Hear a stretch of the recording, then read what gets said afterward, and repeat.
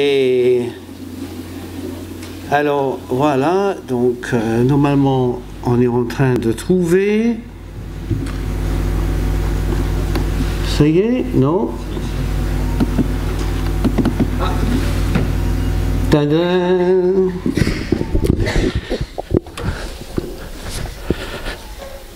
Voilà, formidable.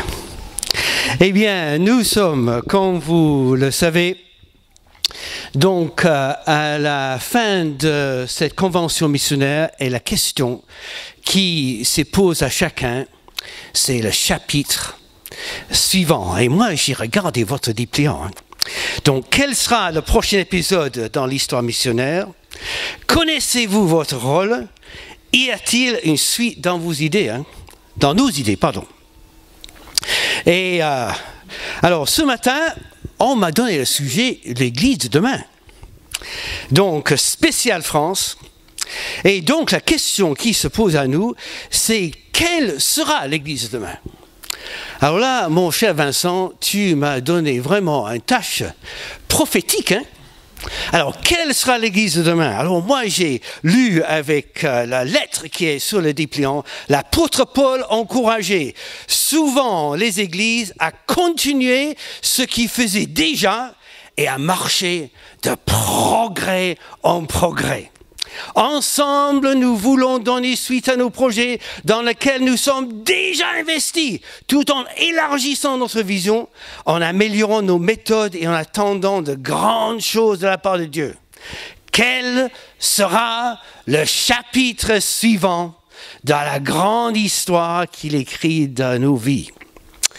C'est une bonne question, C'est une bonne question. Et donc, en posant les questions, l'Église de demain, on est en train de dire qu'il y a certaines choses qui changent. Alors, ce n'est pas le message. Parce que le message que nous voulons annoncer, Jésus-Christ, mort, ressuscité, le Christ qui peut transformer les vies, ça ne change pas. Et ça n'a jamais changé. Mais il y a des choses qui changent. Apparemment, les bâtiments changent un peu. Les beaux bâtiments d'autrefois, c'est Notre-Dame, Apparemment, vous n'avez pas suivi la même chose. Les bâtiments changent. Le message ne change pas, mais les bâtiments changent. Moi, je me rappelle, dans le bon vieux temps, lorsque j'étais jeune, on n'avait pas d'orchestre comme ça. On chantait a cappella. Et c'était comme ça qu'il fallait chanter. Mais heureusement que les choses ont changé. Parce que, quand vous ne savez pas, la musique a changé. Et aussi, si le message n'a pas changé, la façon de communiquer l'évangile a changé. Alors, dans le bon vieux temps, moi j'ai commencé mon ministère, et ça c'est votre serviteur. J'avais des cheveux, une grande beauté.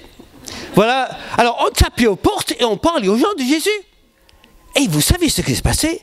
Lorsqu'on frappait aux portes, les gens écoutaient. Maintenant, vous commencez à taper aux portes, que font les gens? Voilà, c'est ça. Oh! Et là, vous voyez votre serviteur encore au marché, dans le Vaucluse, en train de dire « Chers amis, vous avez besoin de Jésus-Christ !» Mais vous allez au marché à Toulouse et vous chantez et vous parlez comme ça, est-ce que les gens vous écoutent? Donc, la question qui se pose, le message reste toujours pareil. Mais quelle sera l'Église de demain? Alors là, je m'avance, Et vous allez voir, alors Sam, si je marche sur ton ordinateur, c'est pas grave, et je regarde qu'il n'est pas en train de regarder le visage, il est en train de regarder mes pieds. Donc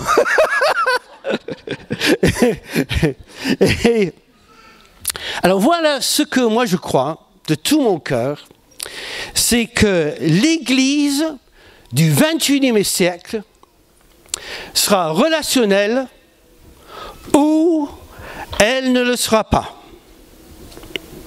Et ça, c'est ce que j'aimerais développer avec vous ce matin.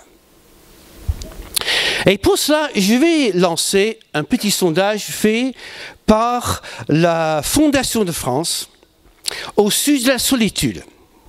Et là, vous remarquez quelque chose d'absolument remarquable. On dit que les Français, sans aucun réseau relationnel, il y a maintenant, enfin, c'était en 2013, hein, 12%.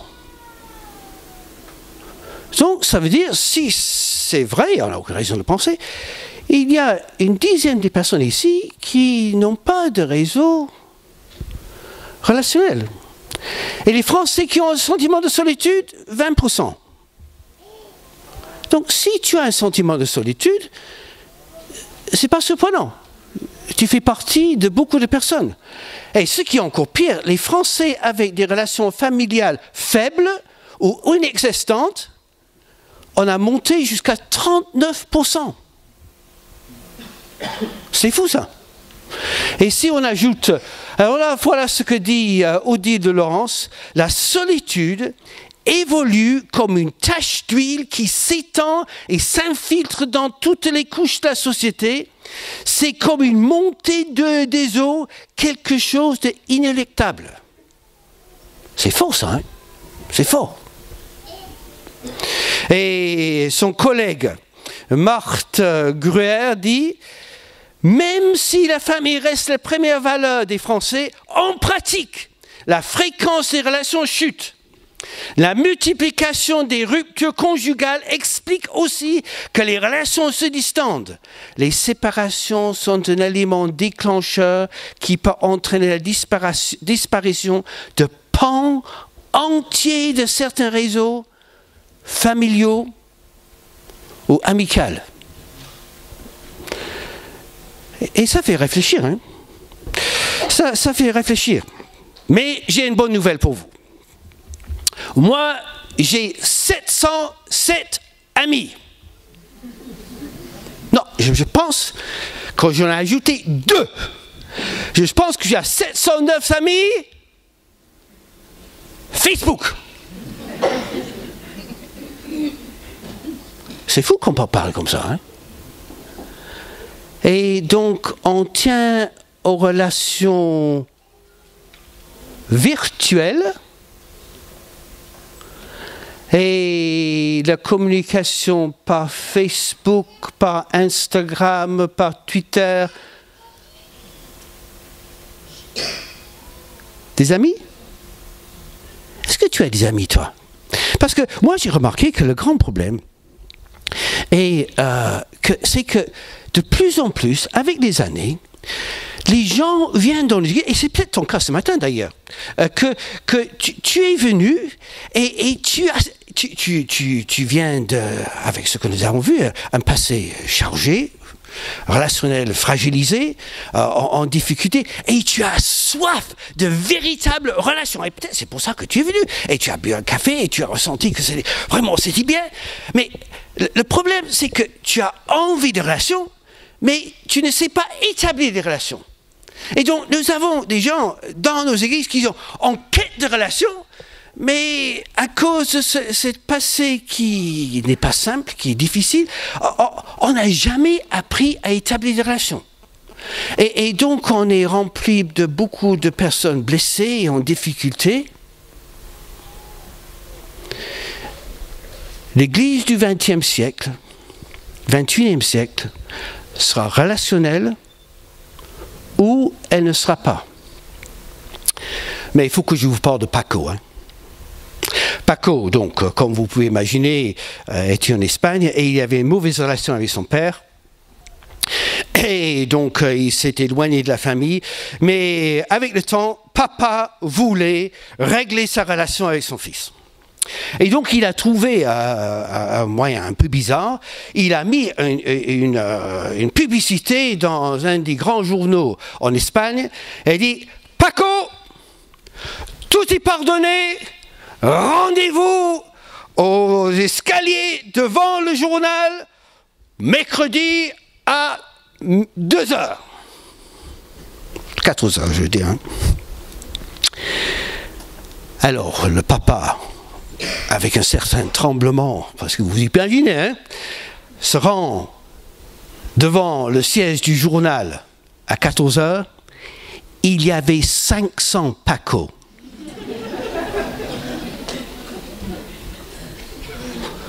L'Église du XXIe siècle sera relationnelle ou elle ne sera pas. Alors, si ce que je dis est vrai, et je le crois de tout mon cœur, cela veut dire, les amis, que nous devons réfléchir autrement notre façon de vivre l'Église. Et de vivre dans l'Église du bon vieux temps sera une grosse erreur face aux besoins de la société actuelle.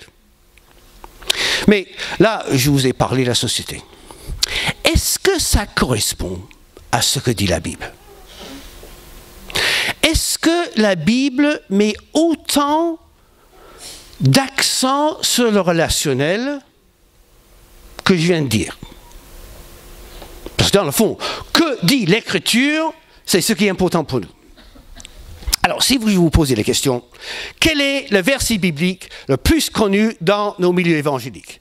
On répondrait Jean 3,16 qui dit « Car Dieu a tant aimé le qu'il a donné son unique afin que quiconque croit en lui ne périsse pas, mais qu'il ait... » Et combien de messages d'évangélisation est-ce que nous avons entendu à partir de ce texte? C'est l'ADN du mouvement évangélique en France et dans le monde. Si quiconque met sa confiance, toi mon frère, toi ta soeur, si tu mets ta confiance en Jésus-Christ, maintenant, toi tu peux connaître la vie éternelle, tu peux connaître une relation nouvelle avec Jésus-Christ.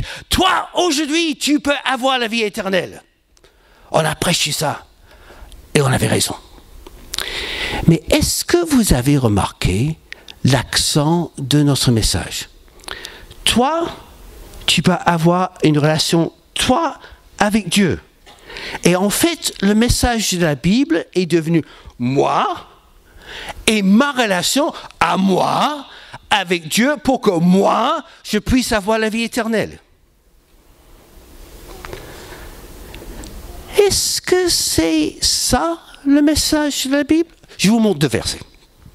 Je vous montre deux versets et vous allez me dire ce que vous pensez. Alors voilà. Alors là, c'est Jésus qui parle. Donc c'est pas moi, bien sûr. Et c'est pas la Fondation de France non plus. Alors, à ceci, dit Jésus. Tous. Tous, c'est qui? C'est les gens dans l'église? Non. C'est les gens de partout? Des croyants? Des non-croyants? Autrement dit, les gens de Toulouse. On est d'accord? Ok, tous. Tous reconnaîtront que vous êtes mes disciples à l'amour que vous aurez les uns pour les autres. Qui dit ça? C'est Jésus. Alors, qu'est-ce qu'il est en train de dire? Alors, il est en train de dire, vous, venez, les gens de Toulouse, donc dans la rue, de partout, venez ici, dans l'église, dans ce nouveau bâtiment, vous pouvez admirer les choses, mais les amis, moi j'aimerais, c'est dit Jésus, j'aimerais que vous puissiez regarder ces gens-là ici, les chrétiens de l'église, et vous pouvez être sûrs qu'ils sont vraiment des disciples de Jésus-Christ, comment?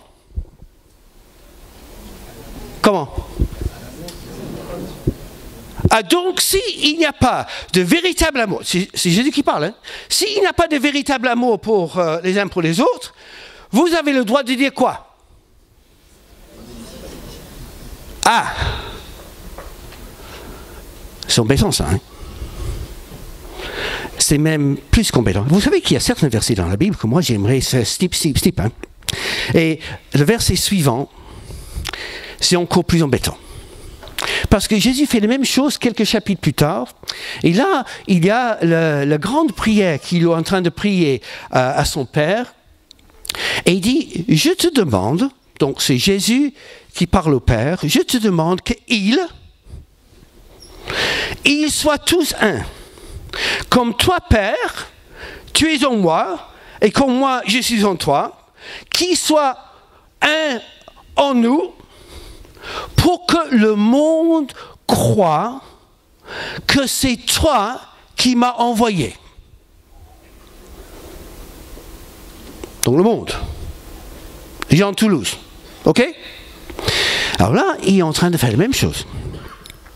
Il dit, allez, alors on fait une invitation à tout le monde de Toulouse de venir ce dimanche matin ici dans ce nouveau bâtiment. Et puis j'aimerais que vous regardiez la qualité relationnelle des gens dans l'église. Et si ils ont une qualité relationnelle, et le niveau c'est assez haut, hein, donc le même genre de relation que le père avec le fils, en ce cas-là, vous avez le droit de croire que le père a envoyé le fils. Waouh! Il est en train de dire que l'authenticité de la foi se démontre dans notre qualité relationnelle.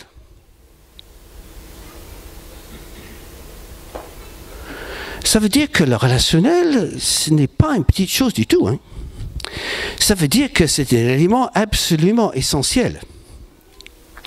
Mais pour montrer que... Mais je ne prends pas seulement deux versets de la Bible, je vous amène. Et je ne sais pas donc combien de réunions d'église ou réunions de prière j'ai mis ces versets.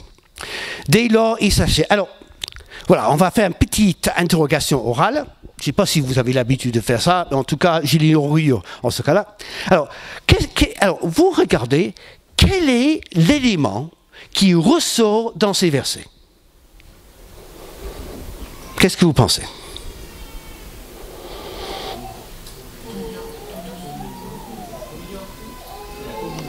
Alors, je suis très très vieux et donc j'ai besoin de... Parlez un peu plus fort. Communion. Ensemble. Partage. Comme un accord. Mais c'est fou, hein? Donc, ce qu'on est en train de lire, c'est ce que nous venons de voir avec Jésus, que lorsque le Saint-Esprit vient, les gens se tournent vers Jésus-Christ, et si et quand les gens se tournent vers Jésus-Christ, qu'est-ce qui se passe? Eh bien, il y a un changement de vie, il y a une vie communautaire, et ça se met en route. Il y a un véritable relationnel. Voilà ce que nous disent les Écritures. Alors, ça veut dire quoi? Alors, pour certains d'entre vous, et peut-être pour toi ce matin, hein, ça va complètement changer notre optique de l'Église. Parce que pour certaines personnes, l'Église, c'est réunion, parce qu'on vient à l'Église. C'est ce que disent les gens, hein? On vient à l'Église. Vous êtes venu à l'église ce matin. Et parfois, et moi j'ai commencé à ne jamais jamais faire ça. Je dis, parfois les gens disent, et Nathan heureusement il n'a pas fait, parce qu'autrement j'aurais été très gêné.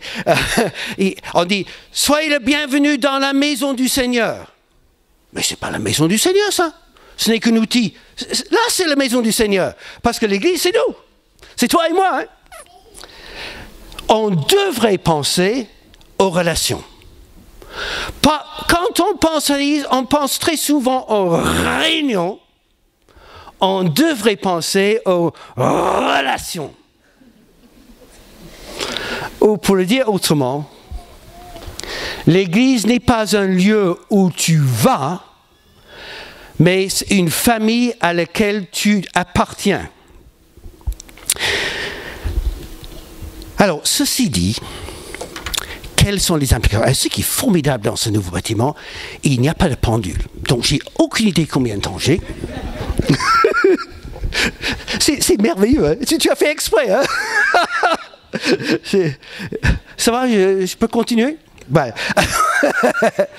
Alors, moi, je veux vous proposer, si l'Église de demain sera relationnelle et doit être relationnelle, et si ça veut dire que selon les besoins de société et selon les exigences de l'Écriture, que notre Église doit être relationnelle, il y a 3 implications. Et le premier, qui est probablement le plus difficile, ça veut dire que moi, et quand je dis moi, je dis toi, que moi, je dois apprendre à établir des relations, des véritables relations. pas simple. Parce que il y a chez certaines personnes, et peut-être quelqu'un ici, qui pense, voilà, maintenant je suis devenu chrétien, et donc Dieu entre dans ma vie, ce qui est vrai, et Dieu me change, donc c'est vrai, et donc, à partir de maintenant, ça va, je vais aimer les autres. Ce n'est pas ce que pensait l'apôtre Paul. Efforcez-vous de conserver l'unité que donne l'Esprit dans la paix qui vous lie les uns aux autres. Qu'est-ce que ça veut dire efforcer? Ça veut dire que ça vient tout seul? Non. Ça veut dire quoi? Que tu vas faire un effort? Ah ah. Donc, et à mon avis, l'avenir de l'Église ici et l'avenir des églises en France dépendront de notre façon d'apprendre de nouvelles habitudes au niveau du relationnel. Et c'est pas simple. Ça veut dire que quand on dit faire un effort, ça veut dire que efforcez-vous. Alors, comment tu fais pour pardonner les autres? Est-ce que tu attends que le Saint-Esprit me touche et maintenant, je pardonne? Ou est-ce que tu vas t'efforcer de pardonner les autres? Mais comment est-ce que j'ai fait ça? Mais ça peut une autre fois. Et comment est-ce que tu vas apprendre à aimer les autres? Les gens, quand tu es en déficit relationnel, toi, et tu as vécu des blessures et des échecs, et tu ne sais pas comment le faire, mais là, l'Église en dépend. Hein. Alors, il y a... Moi j'aurais envie de passer encore 3 heures là-dessus. Peut-être c'est un moyen de... Invitez-moi pour nous souvent. C'est moi, oui. Et ça veut dire qu'on sera obligé de rectifier des erreurs dans notre comportement. Et je dis que nous sommes tous en déficit relationnel. Moi j'ai le souvenir d'une fille qui est venue vers moi. Et c'est souvent les filles qui viennent vers les gars parce que les gars, sur le plan relationnel, sont plutôt nuls par rapport aux femmes. Et nous, les hommes, sur le plan relationnel, nous avons beaucoup de choses à apprendre. Et parfois, il faut écouter les femmes plutôt qu'expliquer aux femmes. Mais voilà. Et donc, elle est venue vers moi et dit, pourquoi tu m'aimes pas? Et je dis, pardon? Elle dit, pourquoi tu m'aimes pas? Oh non, je pense qu'elle dit, qu'est-ce que tu as contre moi? Bon, ça revient même. Hein. Qu'est-ce que tu as contre moi? Alors je dis, rien. Et, alors j'ai eu l'intelligence au moins de dire, mais pourquoi tu dis ça? Au lieu de sortir le Kalachnikov et je dis, mais pourquoi tu dis ça? Mais parce que tu passes devant moi et tu me vois même pas. Ah, je dis, ah bon? Mais je t'ai même pas vu. Et le problème, c'est qu'elle n'est pas la seule qui m'a dit ça.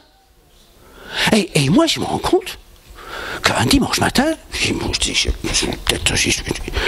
vois pas les gens. Et les gens pensent que je les méprise. Alors c'est faux. Mais j'ai dû apprendre. Hein. Et avec ma délicatesse légendaire, j'ai blessé des gens. Hein.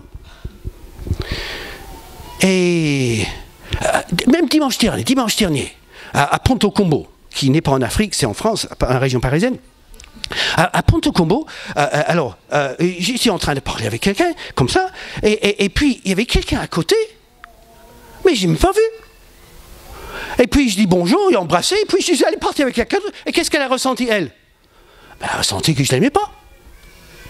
C'est fou comment on peut être complètement... Et moi, j'ai dû apprendre. Moi, j'ai dû apprendre vraiment à changer mon comportement. Efforcez-vous, c'est pas simple. Et j'ai appris aussi la différence entre le fond et la forme. Alors, vous imaginez, on était à l'église et on avait beaucoup prié pour cette dame. Alors, elle est venue le dimanche matin. Et elle était là. Et sa tombé à pic, parce que j'avais un message qui était exactement pour elle. Et vraiment, Seigneur, merci beaucoup. Et je prêchais avec tout mon cœur et tout mon enthousiasme. Et à la fin du culte, j'étais là à la porte. Et elle est venue et dit, voilà. Je dis, le message était pour toi ce matin. J'ai parlé de délicatesse légendaire. Hein. Elle n'est plus jamais revenue à l'église. J'avais raison, sur le fond, parce que le message était pour elle, j'en suis convaincu. Mais par une maladresse lamentable de ma part, vous savez qu'il y a certaines personnes qui disent « Alors moi, je suis franc, et moi je dis comme je le pense ». Et souvent, ces personnes-là sont drôlement cassantes. Et ils disent comme ça parce qu'ils n'ont jamais appris à développer des relations. Et envelopper les choses. Nous avons besoin d'apprendre à faire les choses. Hein. Et c'est pas simple. Et c'est pas simple. Mais si l'église de Toulouse, en entrant dans le nouveau bâtiment, n'a pas une révolution relationnelle où on apprend à changer notre façon de faire, malgré nos échecs, malgré nos blessures, malgré tout ce que nous avons vécu avant, on ne sera pas l'église. Ouais, dernière chose, il faut que je le dise quand même. Moi j'ai souvent remarqué que, quand on vient dans l'église, on a des grandes attentes. Hein. J'ai rencontré Jésus, j'ai rencontré des gens qui sont apparemment chaleureux, qui m'ont fait un café, qui m'ont salué, mais m'ont embrassé, m'ont demandé comment je m'appelle. Et puis, moi je fais la grande découverte. Alors c'est uniquement à Ponte-Combo, Vincent, ne t'inquiète pas, mais on découvre à Ponte-Combo que les chrétiens ne sont pas parfaits. C'est incroyable ça, hein? Et j'ai entendu cette phrase à 1000 reprises. Si ça venait de la part d'un non-chrétien, j'accepterais. Mais de la part d'un chrétien, c'est insupportable.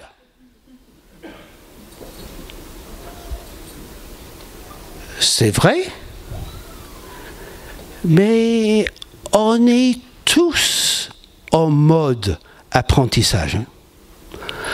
Et ma plaidoirie, c'est fais grâce. Fais grâce avec moi, je suis un pauvre pécheur et j'ai besoin de Jésus. Fais grâce avec les frères et les sœurs qui sont également en mode apprentissage et en mode pardon aussi. Bon, je pourrais parler aussi de résoudre les conflits, mais je pense que je vais zapper. Deuxième chose que j'aimerais dire, c'est que la vie communautaire, ça veut dire que n'est pas une option pour un chrétien. La vie chrétienne est relationnelle. Ça veut dire que je suis croyant, mais pas pratiquant, est un non-sens biblique. Et pratiquant, c'est pas m'asseoir sur la chaise, écouter ce que dit le pasteur, saluer à la main, dire merci pasteur, c'était bien. Non, non. Ça veut dire que être participant d'une église, c'est une vie communautaire. Ça veut dire qu'il faut que je fasse face à mes blessures, à mes difficultés, et que je prenne une décision. Que je prenne une décision. Mais pour ceux d'entre nous qui ont des blessures, on est en déficit de confiance, hein? Combien dit... Est-ce qu'il y a quelqu'un ici qui ne s'est jamais blessé par quelqu'un? Ouf! Donc, on est tous ensemble, hein? Donc, et quand on est blessé, est-ce qu'il y a une perte de confiance? Ben oui. Ça prend combien de temps pour bâtir des relations de confiance? Je sais combien de temps ça prend pour briser les relations, mais ça prend combien de temps pour bâtir des relations de confiance? On peut le faire dans une semaine? On peut le faire dans un mois? Là, elle voit dans les visages que certains sont en train de revivre certaines choses dans leur tête. Hein. Donc, ça prend du temps. Et donc, toi, tu dois bâtir des relations de confiance. Tu dois accepter que pour d'autres personnes, d'avoir confiance en toi, ça prend du temps. Et s'ils n'arrivent pas à se livrer dans 1 minute, ben c'est normal. Hein? C'est plutôt normal.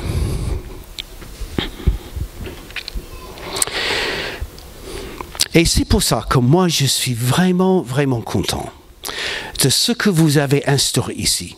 Alors, parfois, moi, je rappelle aux gens, et vous avez pris délibérément,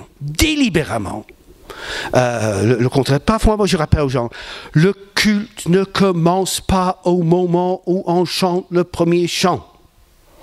Le culte commence avec ce que moi j'ai appelé le pré-culte. Alors vous avez fait magistralement, vous avez dit que le culte commence à 10 heures. Et qu'est-ce que c'est le culte pendant 10 heures? C'est le moment où on se cause, c'est le moment où on parle, c'est le moment où on boit le café ensemble. Ça, c'est le culte. Parce qu'une église du 21e siècle sera relationnelle ou elle ne sera pas. Et le relationnel, ça fait partie. Eh bien, pour certains d'entre nous, on n'a jamais appris à faire ça. Et vous aimeriez mieux zapper ce moment-là et venir au moment du premier chant. Et c'est là où tu as besoin de dire non.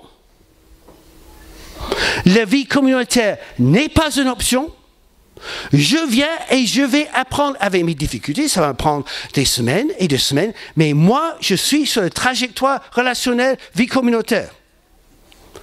Ça va prendre du temps. Et c'est pour ça qu'être dans une cellule, c'est absolument essentiel. Parce que c'est dans les petits groupes. Parce qu'un dimanche matin, avec autant de monde, c'est difficile de développer des véritables relations. Mais dans les petits groupes, dans les cellules, c'est là où on développe des relations. C'est là où on prie les uns pour les autres. C'est là où Dieu va transformer les vies. Et la troisième chose, et ça c'est la dernière chose que je veux dire, c'est que l'Église doit soigner l'accueil de nouvelles personnes. Mais là aussi, je suis en train de prêcher à la chorale, comme on dit, parce que... Alors, est-ce que vous savez, alors vous ne le savez pas, mais est-ce que vous savez, lorsque quelqu'un qui est nouveau, alors il y a probablement des gens ici qui sont nouveaux, alors je vais vous faire un petit... alors, vous savez combien de temps ça prend avant que les gens décident s'ils vont revenir pour une deuxième fois dans une église? Alors apparemment, on a fait des études, hein, on fait des études sur tout, hein. Mais apparemment, c'est 5 minutes. Donc, Nathan, ce n'est pas toi, parce qu'avant le premier chant, les gens ont déjà décidé. Avant que le pasteur prêche, alors la qualité, bien sûr, de la présidence de Nathan, ça a confirmé. Et la qualité de la musique, ça a confirmé. La prédication du pasteur, ça confirme. Mais les premières 5 minutes, c'est quoi? C'est la personne qui serre la main. C'est la qualité de faire des bisous. C'est le café, la qualité du café. Hein? La qualité du café. Qualité du café, chers amis, c'est aussi important que le président de Nathan. Non, vous me comprenez.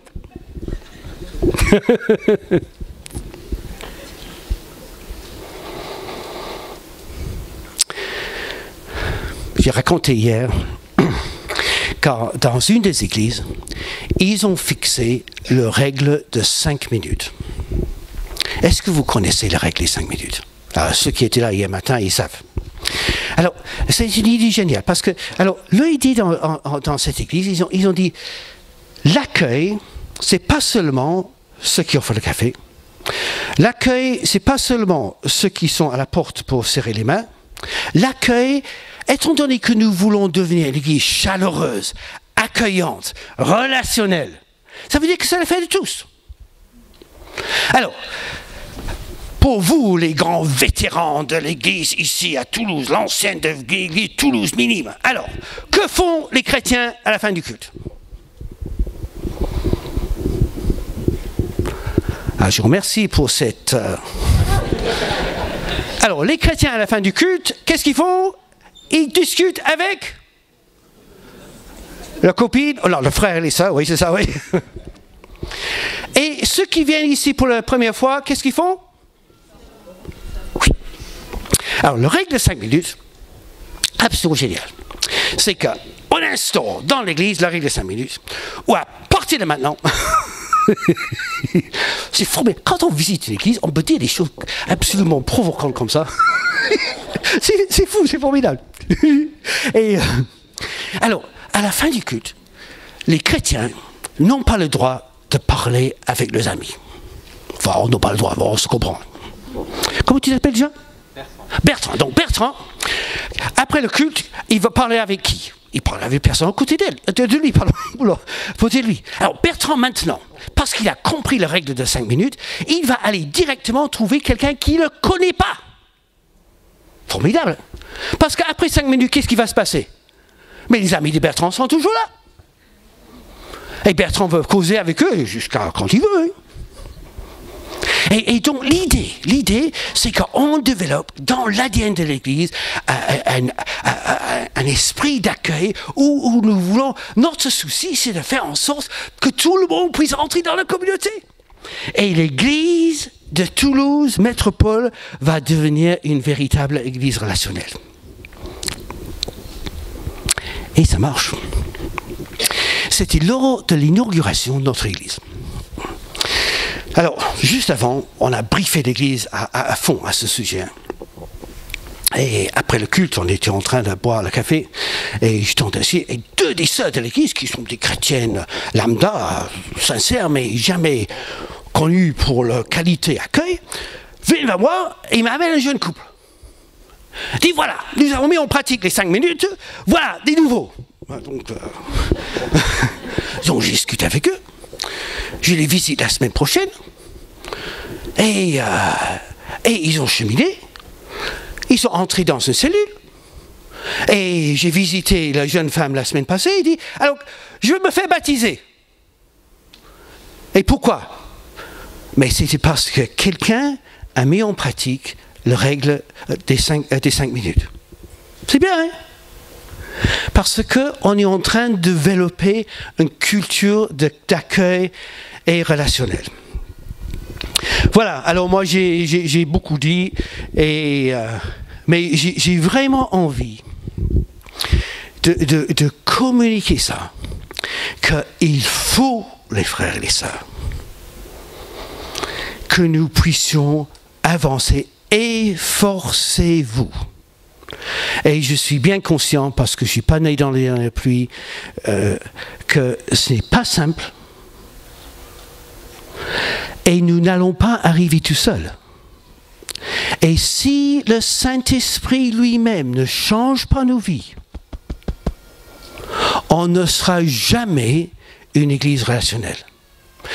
Et de la même façon que le Saint-Esprit à la Pentecôte est venu sur l'apôtre Pierre, qui a prêché, qui a fait en sorte que l'Église et le Saint-Esprit est venu sur l'Église et l'Église est devenue relationnelle, moi je crois que ça doit se passer aujourd'hui. Amen. Amen. Amen. Ah, ça c'est un peu mieux. On va prier. Seigneur, nous voulons te remercier pour ta parole. Et combien nous voulons te remercier, Seigneur, parce que l'Évangile, le message de notre Seigneur Jésus-Christ répond aux besoins le plus profond de notre société en France, à Toulouse, dans le XXIe siècle. Et nous croyons que c'est un miracle de la grâce. Et nous te demandons, Seigneur, que j'aimerais prier que les frères et les sœurs de cette Église soient à la hauteur de ce défi qu'il a lancé. Et je te demande, Seigneur, que pour tous ceux et celles qui s'efforcent d'entrer dans le processus de changement de vie sur le plan relationnel, que tu leur donnes la grâce, le courage et la persévérance au nom de Jésus. Amen. Amen.